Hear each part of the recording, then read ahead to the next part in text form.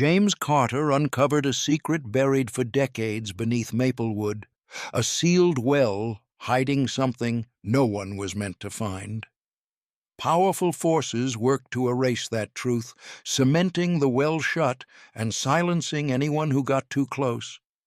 But James teamed up with journalist Eleanor Hayes, risking everything to bring the secret into the light. Just wait until you hear how their fight exposed the hidden truth and why justice ultimately prevailed. James Carter had always believed that some battles didn't end when a soldier stepped off the battlefield. After more than a decade in service, including tours in faraway places where the nights were heavy with danger, he returned to Maplewood, a sleepy town cradled in forests and fog. For James, the quiet was supposed to be healing, but some nights, even in peace, memories crept in like shadows. He lived alone in the old family farmhouse now, surrounded by overgrown fields that once belonged to his father. His only companion was Duke, a German shepherd whose sharp intelligence and steady presence had saved James more than once. Duke was more than a dog. He was a partner forged in hardship, a reminder that loyalty could exist even after loss. It was a damp autumn evening when something unusual happened. The air was thick with the scent of wet earth and fallen leaves. Mist curled low across the ground, wrapping the fields in a pale haze. James had taken Duke for a walk along the edge of his property, where the trees met an abandoned stretch of land. The silence was heavy, broken only by Duke's steady paws crunching on gravel. Suddenly, Duke stopped. His ears pricked, his body stiffened, and then, without warning, he let out a deep, sustained bark. Not the playful bark of a dog chasing a squirrel, but one sharp with tension. James froze. The hair on Duke's neck bristled. "Easy, boy," James murmured. But Duke barked again, louder now, and moved toward the edge of the forest. James followed, his boots crunching on wet leaves. There, almost hidden beneath a tangle of ivy and moss, was something he hadn't noticed before. An old stone well, weathered with age. The stones were cracked, darkened with time, and the rim sagged as though the well itself was sinking into the earth. James's stomach tightened. He remembered the old stories. Maplewood's older residents spoke of the well in hushed tones, a place sealed decades ago, wrapped in whispers about strange disappearances and old curses. Most dismissed it as local folklore, but Duke's behavior made James hesitate. There was something unnatural in the air around that spot, something that set his teeth on edge. He crouched beside the well, shining his flashlight down the dark opening. The beam cut through layers of shadow, revealing nothing but darkness. But beneath the surface, something moved. James blinked, leaned closer. His breath caught. For a moment, he swore he heard a faint sound, not quite water, not quite wind, something organic, slow and deliberate. Duke growled low in his throat, stepping closer to James and pulling his leash taut. James's military instincts kicked in, the same instincts that had kept him alive in war zones. Danger, he knew, sometimes came wrapped in silence. That night, James didn't sleep. He kept thinking about the well. Something about it disturbed him. The world beyond Maplewood could keep its threats, but this felt different. It was close, personal. By morning, James had made up his mind. He returned to the old well before sunrise, carrying a heavy-duty flashlight, a coil of rope, gloves, and a crowbar. Duke followed silently, his posture alert. The mist clung to the ground like a living thing, and even the birds seemed hushed. James crouched again at the rim of the well, shining the light down into the blackness. His breath fogged in the cold air. He lowered the rope slowly, listening. There was movement again, something far below the surface.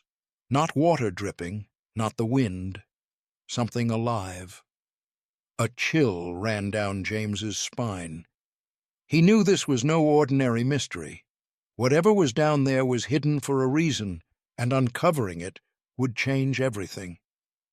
James tightened his grip on the rope, glancing down into the abyss. Duke barked once, sharply, almost as if urging him forward. James swallowed hard, steeling himself for what he might find. The fog around them seemed to deepen, and the forest fell into silence once more. Something inside that old well was waiting, and James was about to discover it. The morning air was cold when James Carter returned to the old well. Mist clung to the edges of the property like a living veil, and the world seemed quieter than usual, as if holding its breath. Duke followed closely, his ears pricked, muscles coiled for motion. James carried a rope in one hand, a flashlight in the other. Every step toward the well carried a weight of unease, the kind that presses against the chest. At the rim of the well, James knelt and tested the rope, tying it securely around a stone pillar that had somehow survived decades of neglect. Duke barked softly, then quieted, watching him with the intensity of a sentinel. James glanced down into the darkness. It was deeper than he had expected. The air inside seemed to pull away warmth, replacing it with something heavier, something almost alive. James anchored the rope and began his descent. The stones were slick with moss and dampness, and his boots scraped softly against the walls. With every movement downward, the world above grew more distant. Duke's barks echoed faintly from the surface, but soon even that faded into silence. When he reached the bottom, James landed on cold stone. His flashlight revealed walls carved from the earth itself, smooth but worn. The air was damp and smelled faintly of minerals and age. But more than that was the feeling, a strange sense that he was not alone. As his eyes adjusted, James noticed a faint glow further ahead. Moving toward it, his boots echoing softly, he found an archway carved into the stone, framed by strange symbols that looked both ancient and unfamiliar. Beyond it lay a chamber unlike anything he could have imagined. The room was enormous, carved beneath the earth, and filled with shelves, tables, and cabinets that seemed impossibly old. Ancient books lay stacked in careful disorder, their spines cracked but still intact. Glass jars of various sizes glimmered with shimmering liquids in colors James had no name for, liquid that seemed to ripple with its own light. Old photographs, yellowed with age, lined the walls. The faces in those photographs were strange and haunting. People no one in Maplewood had ever seen, their eyes staring back like warnings. James stepped forward, his breath slow and careful. At the center of the chamber, under a soft, eerie glow, lay something he could not comprehend, a glass coffin, perfectly sealed, resting on a stone pedestal. Inside it was a being unlike anything he had ever imagined. Its form was human-like, but not human. Limbs curved in ways that felt unnatural, skin faintly translucent. Its face was sharp, yet familiar, framed by hair that shimmered softly. And its eyes were open, staring upward, deep and knowing. James froze. His military training gave him discipline, but nothing could prepare him for this. How could such a thing exist? Who would hide it here, beneath an abandoned well in a forgotten town? His mind raced with questions, each one more unsettling than the last. Then, almost imperceptibly, he heard it. A whisper, soft, cold, and coming from nowhere and everywhere at once. They must never know. James's head snapped upward. The words lingered in the air, though no one was there. Duke's bark echoed somewhere above, sharp and anxious. James felt a wave of panic rush through him. His instincts screamed that this was not an accident. This was something buried for a reason. Every muscle in him tensed. He backed away from the coffin, the sound of his own heartbeat loud in his ears. He glanced toward the rope. Above him, the opening of the well was a thin circle of light. Something about the chamber pressed down on him, not just the weight of stone, but the weight of secrecy, of something powerful and dangerous. James scrambled upward, gripping the rope tightly. The climb felt endless. His boots slipped against slick stone. Duke's bark grew louder as he neared the rim. James emerged into the cold morning, gasping for air, his face pale. The well was silent now, but James knew whatever lay beneath it was no ordinary secret. It was something the world was never meant to know. The days after James Carter's descent into the well blurred together, a storm of disbelief and frustration. He tried to tell anyone who would listen, neighbors, old friends, even the local sheriff. But every time he brought it up, the response was the same: a polite nod, a shake of the head, and a dismissal. "The well's been sealed for decades for safety," they said. "There's nothing down there." It was more than denial. It was resistance. And that resistance began to burn in James like embers in his chest. One afternoon, he returned to the well with determination. His boots crunched over gravel under the overcast sky. But the sight that greeted him froze the air in his lungs. The well's opening was gone. Where there had been jagged stone and shadow, there was now a smooth slab of fresh cement. No ivy, no moss, no trace of the stone rim he had descended into, only an unbroken surface. James stood there, staring at it in disbelief. The cement was new, the work deliberate. Someone had come in and covered it, someone who knew, someone who didn't want him, or anyone, to go back. A wave of anger rose in him. It wasn't just curiosity anymore. This was suppression. The well hadn't just been sealed by time. It had been buried again, intentionally, by people with power. And James wanted to know why. He spent the next days digging deeper, literally and figuratively. James spent long hours at the Maplewood Library, sifting through brittle newspapers, old blueprints, and town records. He talked to the few elders who still remembered the well's history, though they spoke in half-whispers. The answers they offered only fed his fury. The breakthrough came when he found a bundle of faded documents tucked in the archive of the town hall. They were government reports from the Cold War era, stamped with secrecy seals and coded designations. James read them carefully, heart pounding. The documents described something called Project Aegis, a covert operation during the 1950s and 60s. Its goal was extraordinary: the creation of enhanced beings designed for intelligence and covert missions. The records spoke of biological experiments, containment protocols, and, chillingly, a sealed underground chamber. The description matched the location of the well exactly. James's mind raced. The half-human being he had seen in that glass coffin was no accident. It was a relic of that project, hidden and preserved. And if the well had been sealed before, why now, decades later, was someone still ensuring it stayed buried? Anger hardened in him. This was no longer about curiosity or mystery. This was about truth being stolen, history being erased, and a story being buried for generations. Someone had been guarding this secret, not just for safety, but to erase it entirely. Every instinct James had told him this was injustice. It was deliberate. It was a calculated cover-up.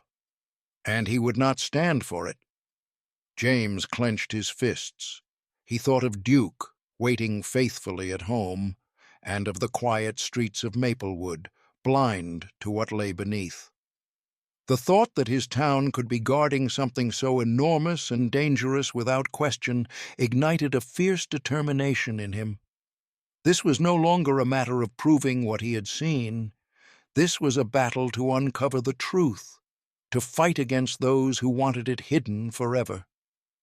James gathered the papers, tucking them into his jacket. His jaw tightened. Whoever had sealed the well again wasn't going to stop him. He would expose this, even if it meant going up against people powerful enough to bury the world's secrets. The anger that burned in him was no longer just his own. It was the anger of every voice silenced, every truth erased, and every injustice hidden beneath the weight of stone. James made his decision. He would find out who was behind this, and why. James Carter knew he could no longer fight this alone. The danger was greater than the sealed well itself. Whoever had buried the truth decades ago still had power, and they would not let it slip quietly into daylight. But James was determined. He had to find someone who could take the story beyond Maplewood, someone with the reach and courage to challenge those who wanted silence. He thought of Eleanor Hayes, a journalist whose name carried weight in investigative circles. Eleanor had a reputation for uncovering corruption where others stayed silent, and for speaking truth to power. James tracked her down, meeting her in a small coffee shop in the neighboring town. Over coffee, he told her everything: the well, the chamber, the coffin, the documents, the whispered warning. He slid the papers across the table. Eleanor's eyes widened as she skimmed them. This is massive," she said softly, leaning closer. "If it's true, this is the kind of story that changes everything." They formed a quiet alliance. Over the next weeks, they worked in secrecy. They combed through town archives, interviewed elderly witnesses, and followed trails hidden in government records. All the while, they felt the weight of unseen eyes watching them. Anonymous calls, vehicles parked outside James's house, unmarked envelopes left in his mailbox. Someone was trying to stop them, but James and Eleanor pressed on. They knew the truth could not be buried again. Eleanor wrote her story with care and courage, weaving James's evidence into an unshakable case. When she finally published it in a national news outlet, the response was immediate and explosive. Maplewood awoke to shock. The headlines spread like wildfire. The sealed well, long forgotten and whispered about in old tales, became the center of a storm. People filled the streets, demanding answers. The town was torn between disbelief and outrage. The old stone well, now reopened under intense scrutiny, became a symbol not just of hidden history, but of the truth breaking free. Under the glare of public attention, scientists moved in. Under controlled conditions, they studied the chamber, the artifacts, and most of all, the creature inside the glass coffin. The results astounded the world. It was not a mindless being, but something with remarkable intelligence and self-awareness, its presence raising questions that science was only beginning to understand. For James, the outcome was something far deeper than a headline. He stood quietly at the edge of the reopened well, Duke at his side. Around them, a crowd gathered: reporters, scientists, and curious townsfolk. Cameras flashed, voices rose, but James's mind was still. He placed a hand on Duke's head, feeling the warmth of the dog's fur. Duke's eyes met his, steady and watchful, as though understanding the gravity of what had been uncovered. James felt the knot of anger and doubt that had driven him these past weeks begin to loosen. The town's sense of safety had cracked. Secrets had been unearthed. But for James, there was relief. Relief that the truth had been exposed. Relief that the creature, hidden for decades, now had a voice in the light. And relief that he had kept his promise to himself, to never let injustice be buried. James looked down at Duke. "We found it, boy," he whispered, voice quiet but steady. "We found it together." The crowd outside the well continued to murmur, but James didn't need to hear them. Somewhere in the air was something heavier than news. It was a release, a reckoning. The sealed well was no longer a mystery hidden in the dark. It was proof that truth, no matter how deeply buried, could still break free. And James Carter, with Duke at his side, had made sure of it.